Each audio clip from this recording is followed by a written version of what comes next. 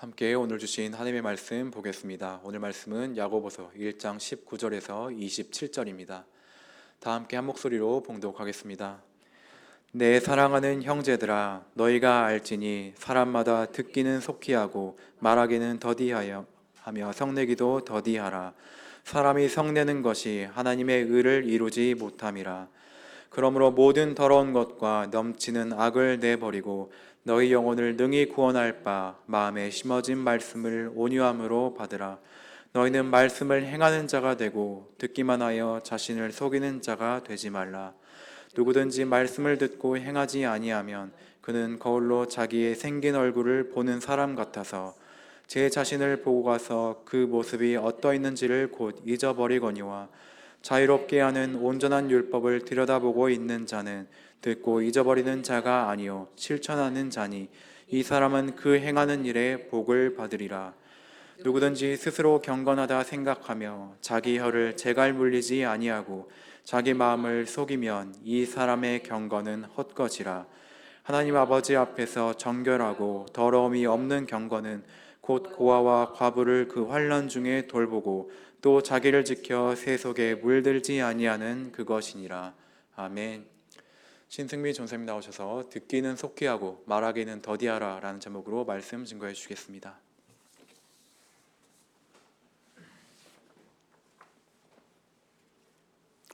오늘은 야고보서 1장 두 번째 말씀 시간입니다. 복음에는 사람을 변화시키는 놀라운 능력이 있습니다. 사도 야고보는 야고보서를 통해서 초대교회 성도들에게 초대합니다.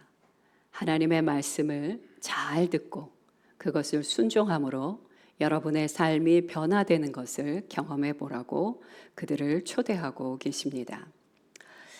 오늘의 말씀은 19절 말씀은 이렇게 시작됩니다. 듣기는 속히 하고 말하기는 더디하라. 이 말씀은요, 그 당시 유대인들에게는 굉장히 익숙한 말이었습니다. 19절 말씀은 사람들과의 관계뿐만 아니라 하나님과의 관계에 있어서도 이 말씀을 적용할 필요가 있습니다. 우리는 하나님의 말씀을 속히 듣고 그리고 하나님의 말씀에 기꺼이 순종함으로 나아가야 합니다. 자, 그런데 왜 사람들은 도대체 듣는 것을 그토록 힘들어하는 것일까요?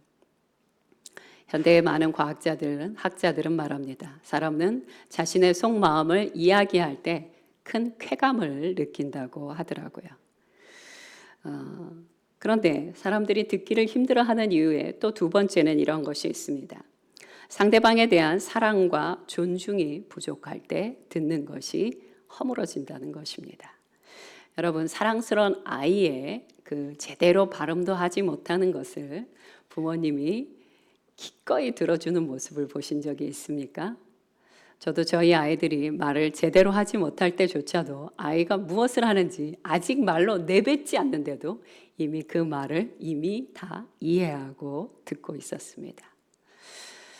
또 사랑이 넘치는 연인들의 모습을 보신 적이 있을 거예요. 저는 이렇게 강남을 걸어서 지나가다 보면 강남에 데이트하는 청춘들이 참 많습니다. 그렇게 두 사람의 눈빛만 봐도, 태도만 봐도, 몸의 자세만 봐도 저들이 얼마나 사귄 지 얼마나 됐는지, 얼마나 사랑하는지, 얼마나 존중하는지가 한눈에 파악이 됩니다. 그들은요, 상대방의 말에 조금이라도 더 깊이 귀 기울이기 위해서 웃는 눈빛으로, 반짝이는 눈빛으로 귀를 기울이며 시간 가는 줄 모르고 대화하는 모습을 볼 때가 있습니다. 그들은 상대방을 사랑하고 있고요. 그리고 깊이 존중하고 있습니다. 그러므로 잘 들어주는 것이 사랑이고 상대방에 대한 존중입니다. 솔로몬은요, 이런 말을 한 적이 있습니다. 열왕기상 3장 9절에 이렇게 말합니다. 시작. 듣는 마음을 종에게 주사 주의 백성을 재판하여 선악을 분별하게 하옵소서. 그는 하나님 앞에 기도할 때 이렇게 기도했습니다. 하나님, 저에게 듣는 마음을 주시옵소서. 그것도 종이라고 표현하면서 얘기합니다. 듣는 마음을 종에게 주사 주의 백성을 재판하여 선악을 분별하게 하여 주시옵소서. 자, 하나님께서는요, 솔로몬의 이 기도를 흡족하게 여기시게 됩니다. 그것이 어디에 나오냐면요. 열왕기상 3장 10절에 나옵니다. 10절을 함께 읽겠습니다. 시작. 솔로몬이 이것을 구하매 그 말씀이 주의 마음에 든지라. 아멘. 하나님께서는 하나님의 말씀을 청종하고자 하는 자, 들으려고 하는 마음이 있는 자를 하나님은 기뻐하시고 그에게 축복을 주시게 됩니다. 하나님께서는 솔로몬에게 무엇을 주셨습니까? 그의 전에도 그의 후에도 그보다 더 지혜로운 자가 없을 것이라고 하는 지혜와 총명의 축복을 주셨습니다. 그것만 주셨습니까? 아니요.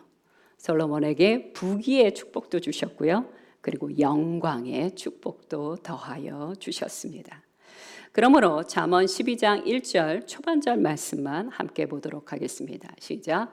훈계를 좋아하는 자는 지식을 좋아하거니와. 아멘. 이 말씀은 어떤 뜻입니까? 훈계를 듣기를 기뻐하는 자는 지식을 사모하는 자와 같다라는 것입니다. 우리는 누군가로부터 지적을 당하거나 훈계를 들을 때 마음에서부터 어떤 그 손짓이 기억납니까? 이렇게 거부하는 이런 게 떠올리게 될 것입니다. 그러나 누군가 만약 우리에게 훈계를 하신다면 그것을 달게 받고 그리고 그것을 내 삶에 순종하려고 한다면 그것이 참으로 지식을 사모하는 것과 같다라고 성경은 말씀하십니다. 두 번째는 말하기를 더디하라고 우리에게 말씀해 주십니다. 잠언 29장 20절 말씀을 함께 보겠습니다. 시작. 내가 말이 조급한 사람을 보느냐 그보다 미련한 자에게 오히려 희망이 있느니라. 아멘.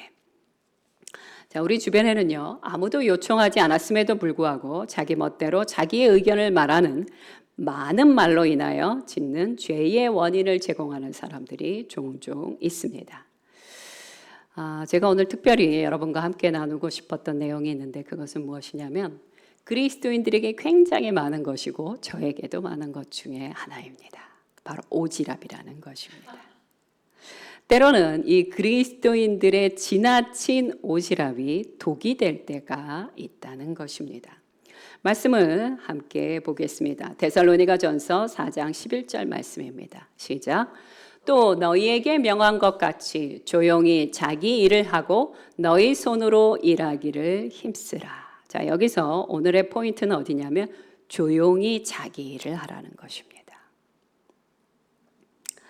우리는 현대인들은 난 한 며칠만이라도 좀 휴양지에 가서 조용하게 평화롭게 한 며칠만이라도 좀 지내고 싶다라는 이런 소원을 이야기하는 경우를 종종 듣게 됩니다.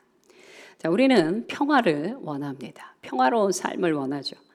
만약 평화롭게 살고 싶으시다면 우리는 그것을 삶의 목표로 삼으셔도 괜찮습니다.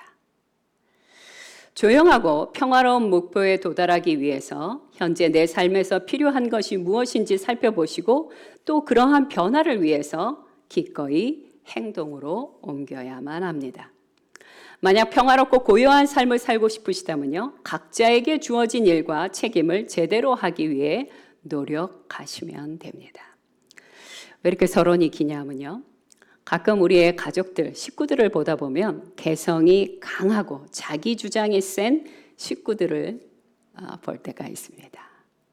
우리는 그런 식구들을 사랑하지만 때로 그분들의 너무 강한 자기 주장 때문에 곤란함을 겪을 때가 있습니다. 그들은 가족이라는 미명하에 내 일이 아닌 혹은 자녀 혹은 형제 자매의 상황에 개입하고 싶은 유혹을 조절하지를 못합니다. 그리고 자신의 의견대로 행하지 않는 것을 또한 못마땅해 하는 경우가 많습니다. 이런 경우가 타인이 될 수도 있지만 내 자신이 될 때도 있다는 것을 우리는 알고 있습니다. 이것이 가족만의 문제입니까? 아니요. 교회 안에서 너무 친밀하게 지내다 보면 가끔 이 오지랖이 지나칠 때가 있다는 것이에요. 그럴 때 이 말씀을 기억하셔야 됩니다. 데살로니가전서 4장 11절 말씀이요. 각자의 자기 일은 자기 손으로 책임을 져야 하고 우리는 자기의 일을 하고 조용히 그 일에 충성되게 지나가야만 합니다. 저도 이 말씀을 준비하면서 많이 찔렸습니다. 때로는 이것이 마치 나의 사명인 것처럼 할 때가 얼마나 많은지 모릅니다. 말씀을 준비하면서 생각해 보니 이것도 저것도 나의 지나친 관여가 있었구나 라는 생각이 들어 즉시 하나님 앞에 무릎 꿇고 회개하는 기도를 했습니다. 근데 이것이 저도 삶에 너무 익숙해져서 주님 앞에서 말씀으로 변화되기를 원하는데 잘 될지는 모르겠습니다. 두 번째, 잠언 25장 9절 후반절 말씀만 함께 보도록 하겠습니다. 시작. 남의 은밀한 일은 누설하지 말라. 자, 이것이 우리가 말하기를 더디해야 되는 적용점 중에 하나입니다. 생동감 넘치는 많은 신앙인들 중에서는요, 호기심이 많은 분들이 계십니다. 이 넘치는 호기심은 종종 타인의 일에 개입하려는 유혹 때문에 무슨 일이든지 어떤 일이든지 다 알고 싶어 합니다. 그 일을 아는 순간, 그런데 중요한 것은요, 내가 그동안 유지했던 그 평화도 깨질 위험이 있다는 것을 우리는 기억해야 합니다. 그러니 그런 호기심 어린 마음과 타인의 비밀을 캐내고 싶은 마음이 들 때면 이 말을 기억해 주시기 바랍니다. 모르는 사실은 절대로 나를 해치지 않을 것이다. 그러나 어떤 사실을, 비밀을 알게 됐을 때 그 비밀 때문에 내 삶이 복잡해지는 경우는 훨씬 더 많다는 것을 아시면 됩니다. 호기심 때문에 남의 일에 관여하지 않을 때 내 생각과 생활이 복잡해지는 것을 피할 수 있게 됩니다. 우리는 뭔가 누군가에게 말을 하기 전에 세 가지를 기억해야 합니다. 첫째, 내가 지금 전달하려고 하는 이 말이 진실한지 확인해 볼 필요가 있습니다. 우리는 이런 말을 자주 하죠. 다들 그렇게 말하던데요. 아닙니다. 그 말이 진짜인지 아닌지 당사자에게 확인해 볼 필요가 있습니다. 확인해 보지 않으셨습니까? 그러면 하지 않는 게 맞습니다. 지레짐작 굉장히 많이 합니다, 우리. 나의 느낌은, 나의 상상을 막 덧붙여서 이야기하는 거. 그거 말할 때 주의해야 합니다. 우리 특히 자매님들이 많이 하는 일인데요. 조심해야 하는 것입니다. 추측하는 거 하면 안 됩니다. 만약에 꼭 말을 해야 될 상황이 된다면 이렇게 얘기해야 됩니다. 제 개인적인 생각입니다. 제 개인적인 생각인데 조심스럽지만 이런 것 같습니다. 라고 조심스럽게 이야기하셔야만 합니다. 이처럼 내가 보고 듣고 경험한 사실만을 말하도록 힘써야 하는 것입니다. 제가 아는 어떤 한 목사님이 새로운 교회에 부임을 하셨는데요. 새로 부임을 하자마자 그 교회인들과 한 분 한 분 상담을 하기 시작했대요. 근데 상담을 하다 보니까 그 교회의 전반적인 특징을 한눈에 파악할 수 있었어요. 그 특징은 무엇이었냐면 성도님들이 목사님에게만 오면 자꾸 그 다른 성도들에 대한 험담을 하셨다는 겁니다. 목사님은 그것을 듣기는 들었지만 괴로우셨대요. 그래서 어느 날 하나님 앞에 기도하고 지혜를 얻게 됩니다. 그리고 또다시 성도들을 한 분 한 분 상담을 하게 됐어요. 역시 성도님들이 오셔서 목사님에게 다른 성도에 대한 험담을 하려고 했습니다. 그때 목사님이 그 성도님에게 이렇게 말했습니다. 잠깐만요. 지금 집사님께서 제게 굉장히 중요한 일을 이야기하시는 것 같은데 제가 제 수첩에 기록을 남기겠습니다. 그렇게 만나는 모든 성도님들에게마다 그렇게 자신의 수첩을 보여주며 적으려고 하자 아무도 더 이상 그 목사님에게 험담을 하지 않았다고 합니다. 자, 우리는 무언가 말을 할 때 이것이 하나님 앞에도 죄가 되고 내 이웃에게도 죄송한 일이 될 수 있다는 사실을 항상 유념하셔야 됩니다. 또 두 번째, 말을 할 때 중요하게 생각하셔야 될 것은 무엇이냐면 이 말이 이 상황에 꼭 해야 하는 것인지 요즘 말로 표현하면 TPO, 시간과 장소와 상황에 맞는 말인지를 살펴봐야 한다는 것입니다. 우리 자매님들도 또 뭐 형제님들도 이렇게 얘기할 때가 있기는 한데요. 아침에 내가 뭘 먹었고, 내가 몇 번 버스를 탔고, 그리고 버스를 탔는데 사람이 어쨌는데, 다시 또 지하철을 탔고, 이렇게 그냥 계속해서 중요한 핵심을 얘기하지 않고 있었던 사실들을 쫙 나열하는 경우가 있습니다. 사실이라고 다 말할 필요는 없다는 것입니다. 이 시간에 내게 주어진 시간만큼의 꼭 필요한 말만 해야 하는 것이 말하는 사람의 중요한 원리입니다. 세 번째, 내가 무언가 말을 할 때 내가 상대방에게 이 말을 하는 것이 이 사람을 정말 생각해서 하는 말인지 아니면 다른 의도가 있는지 내 신앙의 양심을 살펴보라는 것입니다. 처칠이 이런 말을 했습니다. 하고 싶은 말을 꼴깍 삼킨다고 해서 체하는 법은 없습니다. 참 재치 있는 말입니다. 내가 어떤 말을 하고 싶어요. 어느 날은 그럴 때가 있어요. 너무너무 그 말이 하고 싶어요. 그런데 그것을 꼴깍 삼키시기 바랍니다. 말을 안 한다고 해서 큰 문제가 생기는 법은 거의 없습니다. 자, 네 번째, 우리에게는 가끔 언어의 금식, 침묵이 꼭 필요합니다. 우리의 입으로 들어가는 나쁜 음식들도 문제지만요. 우리의 입으로 내뱉게 되는 나쁜 말은 우리의 인생을 더 복잡하고 혼돈 가운데로 가게 합니다. 하나님께서는 이사야 선지자를 통해 진정한 금식이 무엇인지를 우리에게 말씀해 주십니다. 이사야서 58장 4절 말씀을 함께 보겠습니다. 시작. 보라, 너희가 금식하면서 논쟁하며 다투며 악한 주먹으로 치는도다. 너희가 오늘 금식하는 것은 너희의 목소리를 상달하게 하려는 것이 아니니라. 자, 이스라엘 백성들이요, 하나님 앞에 거룩하게 금식한다고 하면서도 뭐를 했다고요? 다투었습니다. 그들은 폭언을 했고 폭력을 가했고 가난한 사람들을 돌보지 않았고 우습게 여겼고 조롱했고 그들은 금식에 행위는 하고 있었는데 금식의 본질과 가치는 이루지 못하고 있었습니다. 하나님은 이것에 대해서 뭐라고 말씀하십니까? 그런 금식은 역겹다라고 얘기하십니다. 받지 않는다고 말씀하십니다. 하나님이 원하시는 것은 무엇입니까? 금식이 아니라 하나님의 말씀에 순종하기를 더 기뻐하십니다. 자, 어떤 분들에게 바로 이런 언어의 금식이 필요할까요? 첫 번째, 내가 아직 부족하다고 여기는 분들입니다. 잠언 17장 28절 말씀을 함께 보도록 하겠습니다. 시작. 미련한 자라도 잠잠하면 지혜로운 자로 여겨지고 그의 입술을 닫으면 슬기로운 자로 여겨지느니라. 아멘. 저는 결혼한 지가 34년이 넘었지만 지금도 갈등할 때가 있습니다. 어떤 말을 남편에게 해주고 싶을 때가 얼마나 많은지 모릅니다. 10번 중에 9번은 꿀꺽 삼킵니다. 그리고 꿀꺽 삼킨 내 자신을 잘했다라고 칭찬합니다.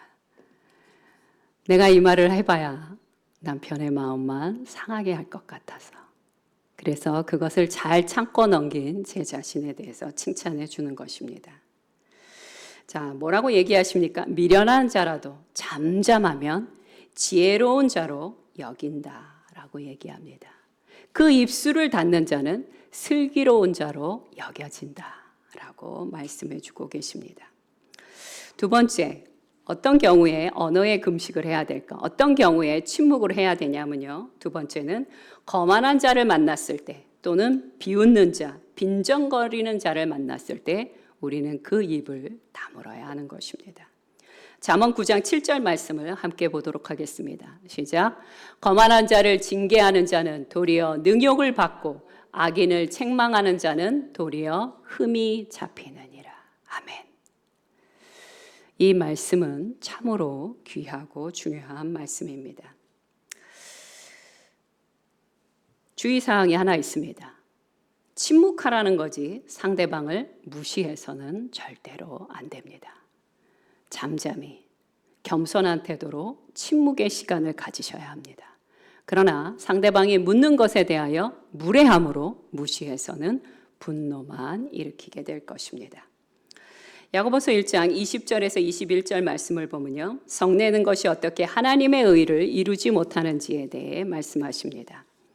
자, 우리 중 누구도 화를 낼 수 있습니다. 화 날 만한 일이 있으시다면 화를 내는 것이 맞습니다. 분노 자체는 절대로 죄가 아닙니다. 에베소서 4장 26절 초반절 말씀에 뭐라고 얘기하십니까? 함께 읽겠습니다. 시작. 분을 내어도 죄를 짓지 말며.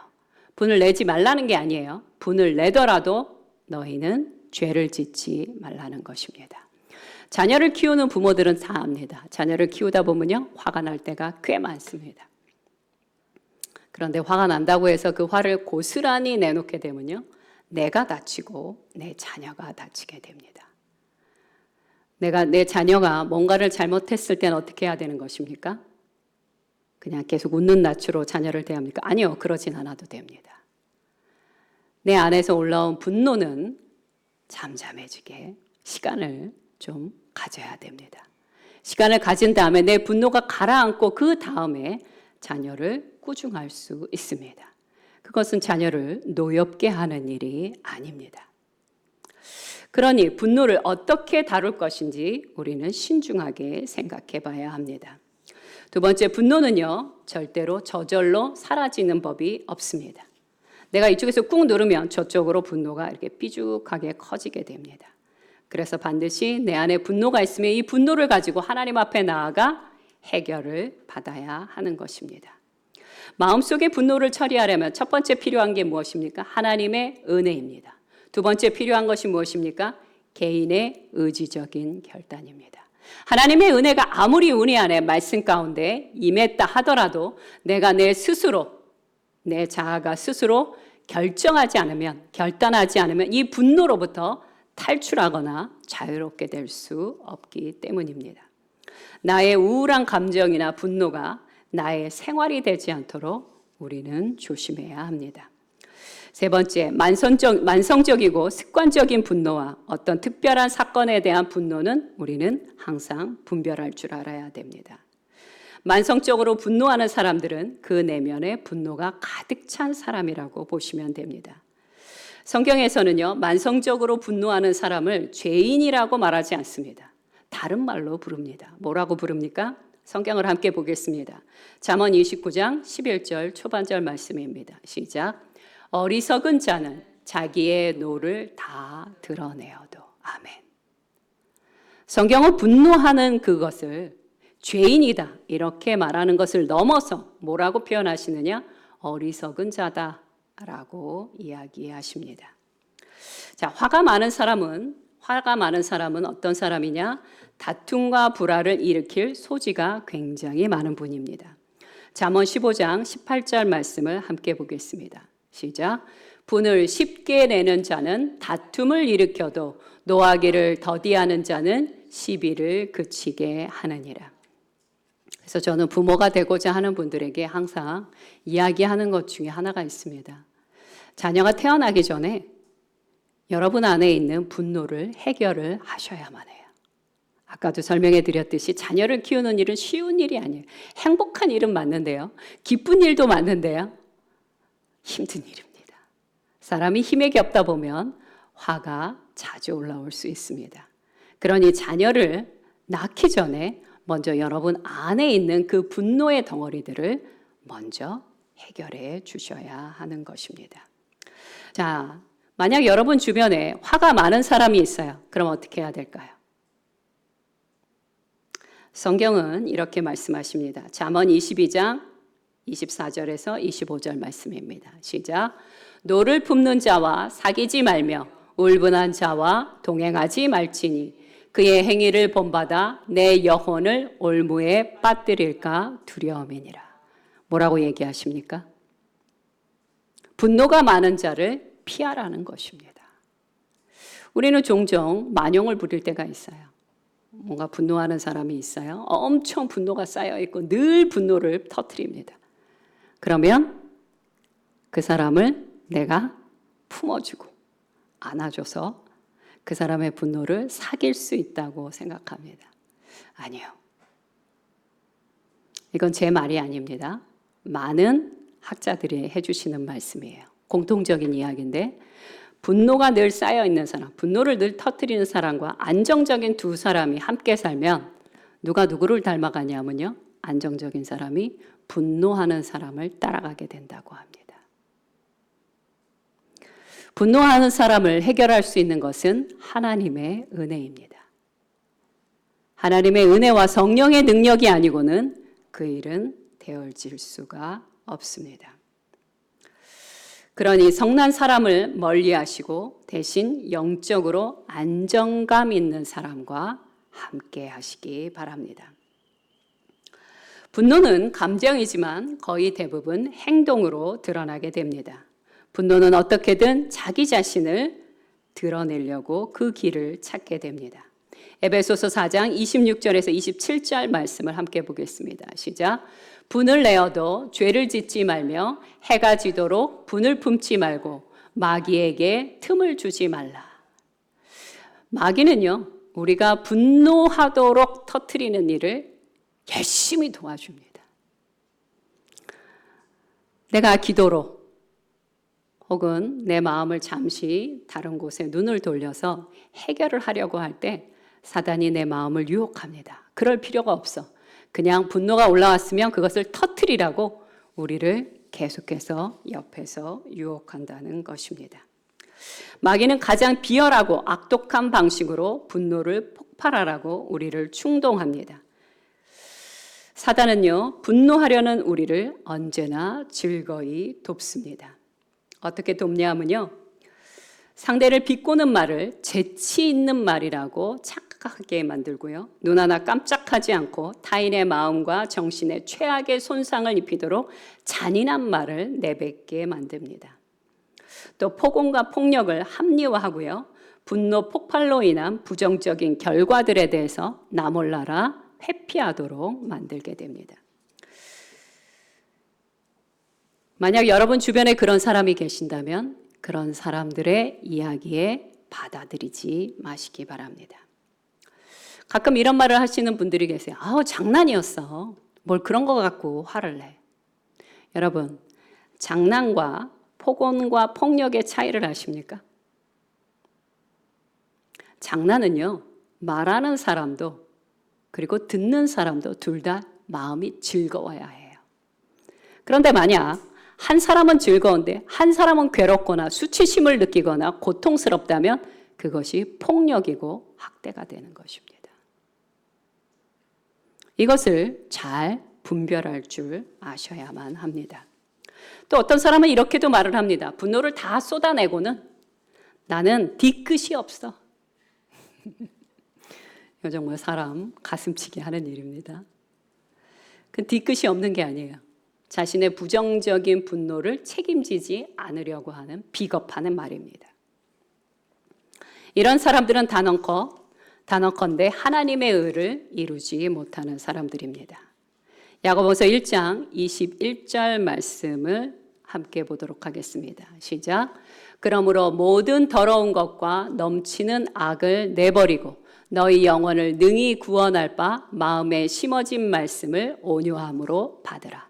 자, 여기서 맨 끝에 있는 온유함으로 받으라. 이것은요, 명령어입니다. 하나님의 말씀을 너희는 반드시 온유함으로, 순종함으로 받아야 한다라는 말씀으로 해석하시면 됩니다. 21절에 나오는 넘치는 악이란 무엇입니까? 여기서 넘치는 악이란 스스로 의로운 분노라고 여기는 사람들, 스스로 심판자의 자리에 앉아있는 사람들을 향하여 넘친다, 악이 넘치는 자라고 표현하고 있습니다. 네, 이런 자들은 어떻게 해야 되느냐? 넘치는 악을 내버리라고 표현하십니다. 여기서 내버린다는 것은 헬라어로 이런 뜻입니다.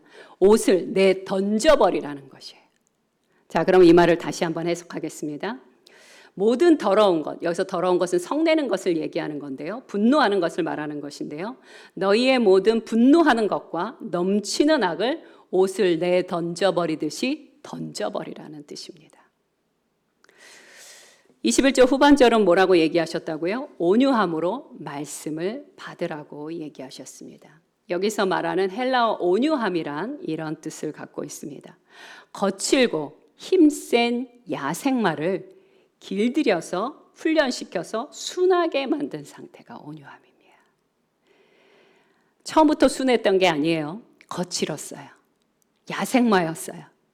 그런데 그것이 말씀의 순종함으로, 말씀의 연단을 받음으로 정말로 훈련이 잘 된 그런 멋진 말이 되는 것. 그것이 바로 여기에서 표현하고 있는 온유함이라는 뜻입니다. 성경에 이런 분들이 몇 분 계십니다. 모세를 기억하시죠? 모세는 어떤 사람이었어요? 순간의 분노를 참지 못해서 사람을 죽였던 사람이에요. 근데 그랬던 모세가 세월이 지나면서 광야에서 40년을 보낸 다음에 어떻게 바뀌었습니까? 지면에서 가장 온유한 자로 바뀌게 된 것입니다. 그러므로 성경에서 말씀하시는 온유한 자란 자신의 성품을 그리스도께 복종시켜 오직 하나님께서 기뻐하시는 뜻을 이루는데 힘쓰는 자가 온유한 자입니다. 자, 22절에서 25절에는 순종하는 사람들에 대해서 나옵니다. 순종하는 사람들은요, 순종의 길을 찾기 위해 날마다 율법, 하나님의 말씀을 상고하고 연구하는 일을 하게 됩니다. 그들은 말씀을 계속 실천하고 있기 때문에 말씀을 잊어버리지 않습니다. 그리고 이렇게 순종하는 자들에겐 축복이 약속되어 있습니다. 우리는 하나님의 말씀에 순종할 때 미래의 축복으로 기대할 필요가 없어요. 그 축복은 이미 말씀을 순종하는 이 순간부터 임하게 되는 것입니다. 이 축복은 어떤 축복입니까? 시편 1편 2절과 3절에 나타나는 축복으로 묘사하고 싶습니다. 함께 읽겠습니다. 시작. 오직 여호와의 율법을 즐거워하여 그의 율법을 주야로 묵상하는도다. 그는 시냇가에 심은 나무가 철을 따라 열매를 맺으며 그 잎사귀가 마르지 아니함 같으니 그가 하는 모든 일이 다 형통하리로다. 아멘. 이것이 말씀에 순종하는 자에게 주시는 하나님의 축복입니다. 믿으십니까? 아멘. 저는 이 말씀을 믿었고 이렇게 살고 있습니다. 하나님의 말씀에 순종하는 자를 하나님은 약속하신 대로 반드시 형통하게 하여 주십니다. 두 번째 26절 말씀은요, 스스로 경건하다고 생각하지만 도무지 하나님의 말씀에 귀 기울이지 않는 사람들에 대해서 말하고 있습니다. 이들은 어떤 사람들입니까? 금식도 해요. 그리고 공중에 사람들 많은 곳에서도 기도도 해요. 헌금도 해요. 예배도 해요. 온갖 종교적인 일을 다 행합니다. 그런데 무엇을 하지 않습니까? 이들은요, 다른 것은 다 하는데 혀를 다스리지 않습니다. 그리고 내적인 절제가 없습니다. 우리가 외적인 일이 나쁘다고 얘기하는 것이 아니에요. 외적인 일도 해야만 합니다. 그런데 외적인 일과 함께 무엇도 해야 합니까? 내적인 절제도 함께 가야 돼요. 그 내적인 절제 중에 하나가 무엇입니까? 오늘의 핵심인 언어 생활이라는 것입니다. 만약 그렇게 하지 않는다면 그런 사람들은 자기 마음을 속이는 자요, 그들의 경건은 헛것이다 라고 말씀하십니다. 27절 말씀에는 진정한 신앙인의 증거가 무엇인지 우리에게 보여주십니다. 진정한 신앙인의 증거는 무엇입니까? 내적인 정결함과 긍휼을 보여주는 일입니다. 고아와 과부를 돌보는 일, 이것은 무엇입니까? 행하는 것이에요. 하나님의 말씀을 적극적으로 힘써 행하는 것을 말해주는 것이에요. 그리고 또 하나가 있습니다. 진정한 신앙인의 증거, 세 속에 물들지 않는 것입니다. 세상 속에 살지만 절대로 세상의 원리대로 살아가는 것이 아니라 하나님의 진리의 말씀을 따라 살아가는 것. 그들이 바로 진정한 신앙인이라는 것이에요. 결론을 말씀드리겠습니다. 제가 캐나다에 처음 이주를 해서 이사를 하러 갔을 때 아무것도 없었어요. 아무것도 없어서 가구를 사야만 했습니다. 그래서 저는 처음으로 그 유명한 스웨덴의 아이땡땡이라는 가구점을 가게 됐습니다. 거기는요, 다 조립해야 되는 곳이에요. 내가 가서 직접 그 박스, 어마어마하게 큰 박스들을 다 찾아서 이거를 씻고 차에다 싣고 하는 거 다 혼자서 해야 합니다.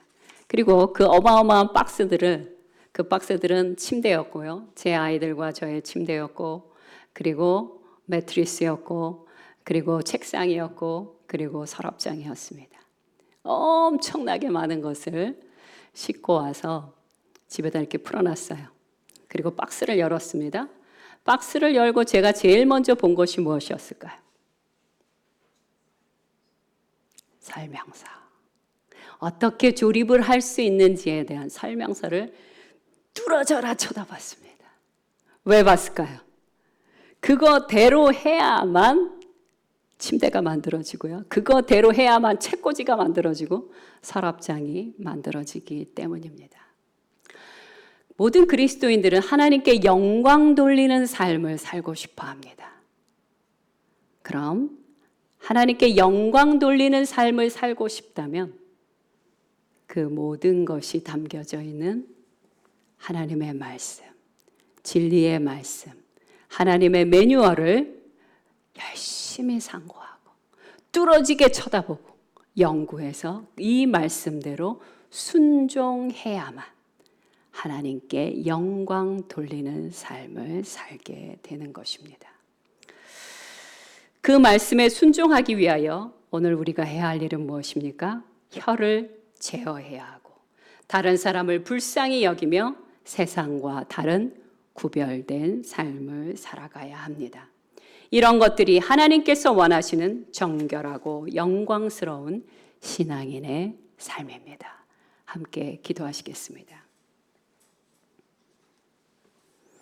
하나님께서는 우리의 언어에 그리고 언어 이전에 우리의 심령이 정결하고 선하며 경건하여지기를 원하십니다. 오늘 우리 안에 우울한 것도 있을 수 있고요. 분노하는 마음도 있을 수 있습니다. 그런 마음은 자연스러운 것입니다. 그러나 그것이 지나치게 되지 않도록 내 자신을 살펴야 합니다. 오늘 주님 앞에 기도하시기 바랍니다. 주님, 제 안의 생각이, 제 안의 감정이, 제 입의 표출이, 언어 생활이 혹시 지나친 부분이 있다면 알려주옵소서. 주님을 위하여, 주님의 나라를 위하여 제가 기꺼이 조율하겠습니다. 온유한 자가 되기 위하여 순종하겠습니다. 오늘 주님 앞에 질문하고 듣는 시간 되시기 바랍니다. 함께 기도하겠습니다.